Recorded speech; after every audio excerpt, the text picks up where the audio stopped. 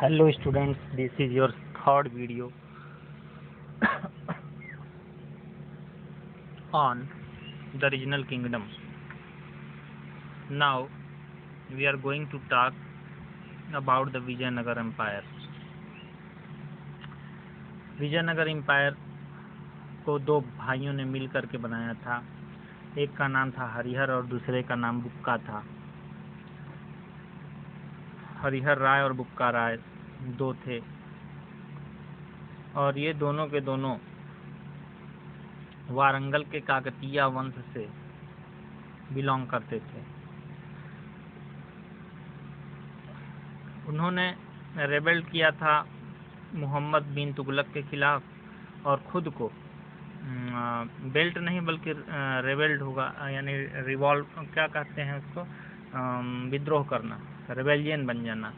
तो ये लोग मोहम्मद बिन तुगलक के खिलाफ रेबेल कर दिए और अपने आप को स्वतंत्र घोषित कर दिए। But they built Vijayanagar the city of victory and made it their capital.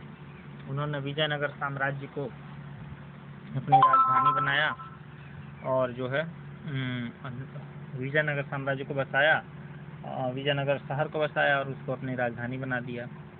Harihar बुक्का के बारे में अगर देखें तो हरिहर जो है 1336 में सिंहासन पर बैठा और 20 वर्षों तक वह शासन करता रहा।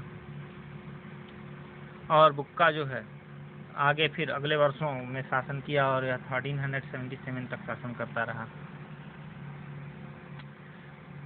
यह दोनों भाई मिल करके या बारी बारी से होयसल राजाओं के खिलाफ, मैसूर के जो होयसल राजा थे, मदुरई के जो राजा थे, उनके खिलाफ युद्ध अक्सर किया करते थे। अब हम फॉरेन ट्रेवलर्स के बारे में जानेंगे कि इस टाइम में कौन कौन से विदेशी यात्री आया करते थे। तो फॉरेन ट्रेवलर की अगर बात करें तो बहुत सारे ट्रेवलर ऐसे थे जिसमें कि निकोलो कोंटी, अब्दुल रज्जाक,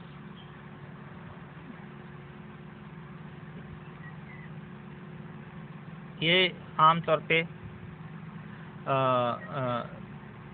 वर्णन करते हैं कैपिटल सिटी हम्पी के बारे में और उस समय के लोगों के जीवन के बारे में और उस समय के इकोनॉमी के बारे में।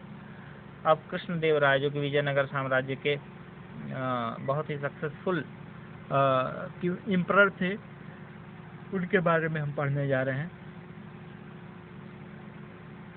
उन्होंने बहमनी सुल्तान को उड़ीसा के आसपास में हराया था। उन्होंने रायचूर जो कि दोआब है, एक तरीके का फर्टाइल लैंड है, दो नदियों के बीच का क्षेत्र है रायचूर, उसको जीता था, जो कि कृष्णा और तुंगभद्रा नदियों के बीच में पड़ता है वह क्षेत्र। जैसे कि ये अपना कंट्री इंडिया है, तो ये कृष्णा नदी है और ये तुंगभद्रा नदी। तो इस कृष्णा और तुंगभद्रा नदी के बीच का यह क्षेत्र जो है